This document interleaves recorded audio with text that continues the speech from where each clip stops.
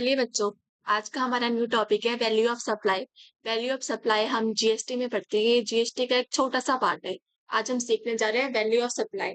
Value का भी मतलब होता है कि वैल्यू किसी चीज की कितनी कीमत है। मतलब हम एक एग्जांपल देती हूँ मैं आपको। मैं एक स्टेशनरी पे गई और मैंने वहां से 4 पेंसिल ली, तो उस 4 पेंसिल की कितनी वैल्यू होगी, मतलब कितनी कीमत होगी, मतलब कि कितना प्राइस उस पेंसिल का मैं पे करूंगी, इसको हम कहते हैं वैल्यू।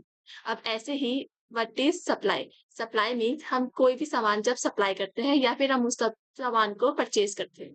जैसे कि मैंने स्टेशनरी शॉप से पेंसिल को परचेज करा और जो स्टेशनरी वाले वेंडर थे उन्होंने मेरे को अपनी पेंसिल सेल करी, तो उनके लिए क्या हो गई, ये एक सप्लाई हो गई। सप्लाई, वैल्यू ऑफ सप्लाई को समझने से पहले हम हमें दो टर्म बहुत अच्छे से समझ आनी चाहिए, जिसका जो टर्म है रेसिपिएंट एंड सप्लायर। अब आप बोलेंगे कि रेसिपिएंट और सप्लायर होते कौन है, तो हमारे लिए रेसिपिएंट वो है जो मैं हूँ। मतलब कि रेसिपिएंट वो होता है जो सामान खरीदता है और सप्लायर वो होता है जो सामान बेचता है। अगर अब आने वाले चैप्टर में हमें बहुत कंफ्यूजन होगी कि सप्लायर कौन है, रेसिपिएंट कौन है, तो आप बेसिक सा हमें एक एग्जांपल समझ सकते हैं आप लोग कि रेसिपिएंट वो होता है जो पैसे देता है और सप्लायर वो होता है जो पैसे लेता है। ये इसको अपने दिमाग में एकदम क्लियरिटी से करिए, क्योंकि इस टॉपिक पे आपको बहुत ज्यादा कंफ्यूजन हो सकती है। चलिए स्टार्ट करते हैं हमारा टॉपिक वैल्यू ऑफ सप्लाई। ये बहुत ही छोटा चैप्टर है और हमें इसमें सिर्फ एक ही सेक्शन पढ़ना है। आइए बच्चों स्टार्ट करते हैं वैल्यू ऑफ सप्लाई। इसमें हमें सिर्फ एक ही सेक्शन पढ़ना है जो कि सेक्शन है 15। सेक्शन 15 के 5 सब सेक्शन है। सबसे पहले हम स्टार्ट करेंगे सब सेक्शन 1 से। तो इसमें क्या लिखा गया है, value of supply in case of GST is equal to transaction value. इसको करने के लिए हमारे पास दो कंडीशन है कि हमारी इनको करने के लिए हमारी दोनों कंडीशन जो है वो फुलफिल होनी चाहिए। अगर दोनों कंडीशन फुलफिल होगी जब भी जो हमारी वैल्यू ऑफ सप्लाई है वो हमारी ट्रांजेक्शन वैल्यू। वो दो कंडीशन कौन सी है, supplier and recipient should be unrelated. मतलब ऐसा नहीं होना चाहिए कि वो सप्लायर मेरा जान पहचान का होना चाहिए। मतलब कि ये नहीं होना चाहिए कि वो सप्लायर मदर फादर है, डॉटर सन है, ऐसा नहीं होना चाहिए। वो सप्लायर आपका अननोन होना चाहिए, इसमें ये लिखा गया है। And price is the sole consideration, मतलब एक ही प्राइस होना चाहिए, ये देखिए उस चीज के अलग अलग प्राइस है। अगर ये दोनों कंडीशन मेरी फुलफिल हो गई तो मेरा जो वैल्यू ऑफ सप्लाई है इन केस ऑफ जीएसटी वो ट्रांजेक्शन वैल्यू हो जाएगा। बस इतना ही था मेरा सबसेक्शन 15 का सबसेक्शन 1। चलिए स्टार्ट करते हैं सेक्शन 15 का सबसेक्शन 2। इसमें ये लिखा गया है कि वैल्यू ऑफ सप्लाई में मेरा क्या क्या इंक्लूड होगा। मतलब मैं स्टेशनरी से पेंसिल तो लेके आई, लेकिन उस पेंसिल के साथ में कौन कौन से उस पेंसिल का जो प्राइस है उस प्राइस में मेरे क्या क्या और इंक्लूड होंगे। मतलब कौन से tax, duty, sales fees, charge और कोई भी अदर लॉ के कारण जो भी उस पे इंक्लूड होगा, उस वो चीजें मेरे को देखनी है कि वैल्यू ऑफ सप्लाई में क्या क्या इंक्लूड होगा। ये तो मेरे को पता है ये चीजें तो इंक्लूड होगी, लेकिन वैल्यू ऑफ सप्लाई में कुछ चीजें इंक्लूड नहीं होगी, except CGST, SGST, UTGST, cess and IGST. मतलब ये चीजें जो है मेरी वो वैल्यू ऑफ सप्लाई में इंक्लूड नहीं होगी। TCS is not be included, मतलब टीसीएस भी इसमें इंक्लूड नहीं होगा। टीसीएस की फुल फॉर्म होती है tax collection at source, and municipality tax इसमें इंक्लूड होगा। अभी आपको इसमें थोड़ी प्रॉब्लम आ सकती है क्योंकि आप नया नया टॉपिक पढ़ रहे हैं, लेकिन आई एम श्योर जब आप क्वेश्चन करेंगे तब आपको बिल्कुल प्रॉब्लम नहीं होगी और आपके सारे डाउट्स क्लियर हो जाएंगे। चलिए स्टार्ट करते हैं सेक्शन 15 सब Section 2 and Clause B. Any amount that supplier is liable to pay in relation to such supply, but it has been incurred by recipient. ऐसा कोई भी एक्सपेंस जो कि इनकर्ड करा है रेसिपेंट ने, लेकिन उसको पे किसने करा है, सप्लायर ने। मैं आपको इस पे एक एग्जांपल देती हूँ। जैसे मैं एक एसी शॉप में गई एक एसी परचेज करने के लिए। मैंने एक एसी परचेज करा, लेकिन उस एसी को मैं खुद अपने साथ घर नहीं ला सकती। उसके लिए मेरे को अलग से हायर चार्जेस देने पड़ेंगे, ट्रांसपोर्टिंग चार्जेस देने पड़ेंगे। लेकिन वो ट्रांसपोर्टिंग चार्जेस मेरे बदले वो एक्सपेंस तो मेरा था, लेकिन उसको पे किसने करा, सप्लायर ने। सप्लायर अपना ही कोई लड़का या फिर अपना ही कोई वर्कर भेजेगा मेरे घर एसी फिट करवाने के लिए भी, एसी मेरे घर डिलीवर करवाने के लिए भी। ये एक्सपेंस तो मेरा था, लेकिन इसको पे किसने करा, सप्लायर ने। सप्लायर कौन है, जिस जो वेंडर जिससे मैंने ये एसी परचेज करा।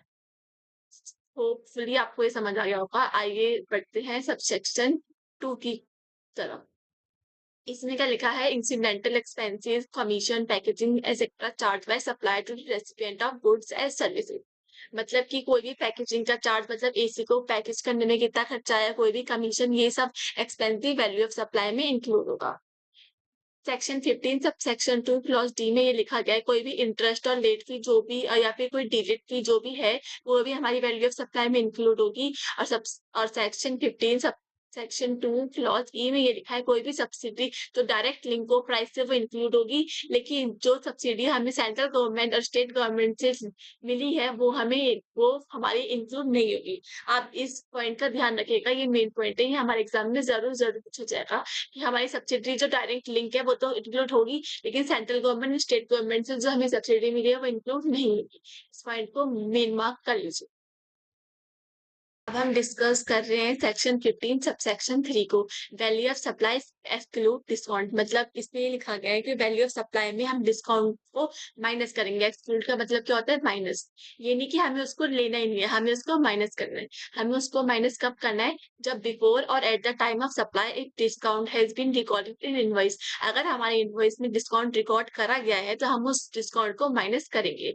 और भी हमारी कंडीशन क्या है? After the supply has taken place it discount is as per agreement. अगर हमारे सप्लाई हो चुकी है और हमारा डिस्काउंट एज पर एग्रीमेंट था तो हम उस डिस्काउंट को माइनस करेंगे। ये इसमें हम इस सेक्शन में हमें ये बताया गया है। अब 3 तरीके के डिस्काउंट होते हैं, periodic discount, year and discount and volume discount. ये सब आपकी कोर्स के लिए रेलिवेंट नहीं है, आप बस इनका नाम याद रखिएगा। और एक होता है credit note can also be issue for discount mention above. अगर हम डिस्काउंट देना भूल गए हैं तो हम एक क्रेडिट नोट भी इशू कर सकते हैं उसके ज्यादा, लेकिन इससे जीएसटी में कोई इम्पैक्ट नहीं पड़ेगा क्योंकि सप्लाई तो हो चुकी है, हम दोबारा डिस्काउंट नहीं दे सकते। अब ये हमारे 2 टाइप्स के डिस्काउंट होते हैं। स्टैगरेड डिस्काउंट, जो कि इसका मतलब होता है बाय मोर सेव मोर, मतलब जितना खरीदोगे उतना तुम्हें डिस्काउंट मिलेगा। ये डिस्काउंट को हम एक्सक्लूड करते हैं हमारी वैल्यू ऑफ सप्लाई से। दूसरा हमारा डिस्काउंट होता है secondary discount. These discounts are not at the time of supply. Such discount will not be excluded from the value of supply. इसका मतलब कि सेकेंडरी डिस्काउंट मतलब कि मैंने तो आज सामान खरीद लिया लेकिन आज से 2 महीने बाद मुझे डिस्काउंट मिला, लेकिन वो डिस्काउंट मेरे रेलिवेंट थोड़ा ना, क्योंकि मैंने आज तो पूरे पैसे पे कर दिए, बाद में मुझे डिस्काउंट मिले ना मिले मुझे कोई फर्क नहीं पड़ता। अब अमेंडमेंट जो है वह no claim bonus will be reduce from value of supply. कोई बोनस भी हमारी वैल्यू ऑफ सप्लाई से रिड्यूस नहीं होगा। अब हमें डिस्कस करना है सेक्शन 15 सब सेक्शन 4। एक value of supply can not be determined under section 15 one the same shall be determined as per valuation rule. इसमें ये लिखा गया है कि अगर सेक्शन 15 सब सेक्शन 1 की तहत हमारे जो वैल्यू ऑफ सप्लाई है वो डिटरमाइंड नहीं हुई तो वो इस सबसेक्शन में डिटरमाइंड होगी। सेक्शन 15 सब क्लॉज 5 में ये लिखा गया है कि value of supply will be determined by central government on the recommendation of GST council. अगर हमारी जो सप्लाई की वैल्यू है मतलब हमारी हमने कुछ भी चीज ली, उसकी वैल्यू हमें आ ही नहीं रही है तो उसकी वैल्यू हमें कौन बताएगा? हमारी सेंट्रल गवर्नमेंट, हमारा आरबीआई बैंक, हमारी स्टेट गवर्नमेंट अभी ये बताएगी कि उस चीज की कितनी वैल्यू होगी। Value of supply in case of this हम क्या लेंगे? जो हमें सेंट्रल गवर्नमेंट बताएगी। If GST is mentioned charged separately from the customer, it will be considered that the amount charged is inclusive of GST. अगर हमारे कहीं पे लिखा है कि inclusive of GST, इसमें हम मान लेंगे कि हमने GST ऑलरेडी कस्टमर से ले लिया है, हमें कोई भी चार्ज दोबारा से लगाने की जरूरत नहीं है। तो ये था हमारा छोटा सा वैल्यू ऑफ सप्लाई। अगर आपको वीडियो पसंद आई तो like share comment and please अगर आपको ये नोट्स चाहिए होंगे तो प्लीज नीचे गए नंबर पे डीएम कर दीजिएगा। ये नंबर आपको डिस्क्रिप्शन में बहुत आसानी से मिल जाएगा। Thank you.